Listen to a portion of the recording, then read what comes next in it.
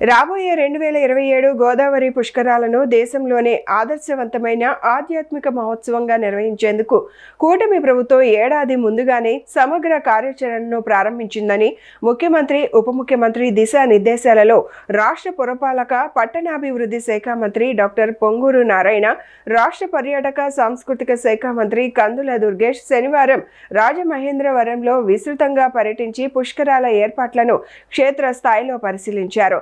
పర్యటనకు ముందు స్థానిక హోటల్లో రాజమహేంద్రవరం మంత్రి కందుల దుర్గేష్, ఎండి దగ్గుపాటి పురంధేశ్వరి, ఎమ్మెల్సీ సోము వీర్రాజు, ఎమ్మెల్యేలు గోరంట్ల బుచ్చయ్య చౌదరి, ఆదిరెడ్డి శ్రీనివాస్, రుడా చైర్మన్ బొడ్డు వెంకటరమణ, ఇతర అధికారులు, స్థానిక ప్రజాప్రతినిధులతో కలిసి మంత్రి నారాయణ సమీక్ష నిర్వహించారు.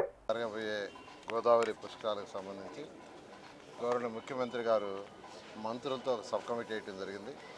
ఆ సబ్ కమిటీ అనేక దఫాలు అటు పంచాయతీరాజ్ శాఖ, మున్సిపల్ శాఖ, ఇరిగేషన్ డిపార్ట్మెంటు, పోలీస్ డిపార్ట్మెంటు, అదేవిధంగా ఎండోమెంట్స్ డిపార్ట్మెంటు, ఇట్లా అన్ని శాఖలని ఆర్ఎండ్బి అన్ని శాఖలతో సమన్వయంతో కమిటీ ఈరోజు గౌరవ ముఖ్యమంత్రి గారు కూడా 3-4 సార్లు దీని మీద రివ్యూ తీసుకోవడం జరిగింది.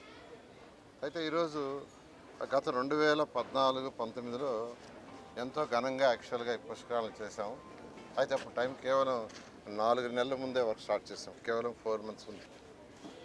అయితే ఈసారి దీనికి 1 ఇయర్ కంటే ముందే దీని మీద ఒక ప్లాన్ స్టార్ట్ అయింది, ఆల్రెడీ స్టార్ట్ చేశారు. ఎండోమెంట్స్ వాళ్ళు అయితే ఆల్మోస్ట్ టెంపుల్స్ అన్నింటినీ వర్క్ స్టార్ట్ చేశారు. అదేవిధంగా టూరిజం వాళ్ళు స్టార్ట్ చేశారు, పవర్ డిపార్ట్మెంట్ వాళ్ళు స్టార్ట్ చేశారు, ఇరిగేషన్ వాళ్ళు కూడా కొన్ని స్టార్ట్ చేశారు. మిగతా అన్నీ కూడా ఈ రైనీ సీజన్ అయిన తర్వాత, ఈ వర్షాకాలం సీజన్ అయిన తర్వాత వాళ్ళు మేజర్ వర్క్ స్టార్ట్ చేశారు. త్వరలో ఆర్ఎండ్బి వాళ్ళు కూడా యాక్చువల్గా టేకప్ చేస్తున్నారు.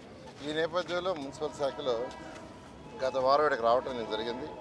ఇక్కడ ఉన్న ప్రజాప్రతినిధులతో, మంత్రులతో వాళ్ళందరితో డిస్కస్ చేశాను. వారి రిక్వైర్మెంట్ అన్ని డిస్కస్ చేశాను. గౌరవ ముఖ్యమంత్రి గారు చెప్పడం జరిగింది.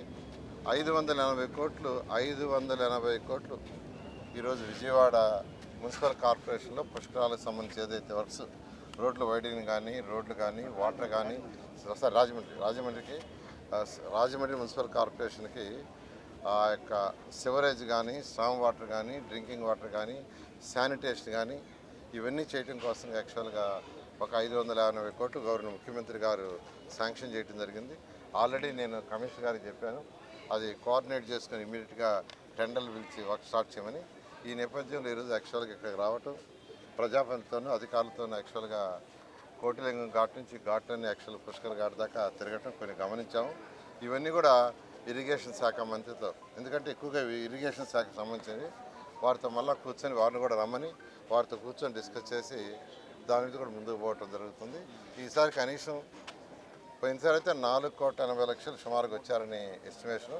ఒకే రోజు 60 లక్షలు వచ్చారని, ఈసారి ఒకే రోజు 1 కోటి దాకా భక్తులు వస్తారని ఎస్టిమేట్ చేస్తున్నారు. దానికి తగ్గట్టుగా సెక్యూరిటీ కావచ్చు, పోలీస్ కావచ్చు, అకామిడేషన్ కావచ్చు, పార్కింగ్ కావచ్చు, ట్రాన్స్పోర్ట్ కావచ్చు, దాని మీద కూడా యాక్చువల్గా గ్రూప్ ఆఫ్ మినిస్టర్ డిస్కస్ చేయడం జరిగింది. శానిటేషన్, ప్రత్యేకంగా శానిటేషన్ అయితే పోయినసారి 8,000 మందిని యాక్చువల్ ఇక్కడ అపాయింట్ చేశారు మున్సిపల్ శాఖ.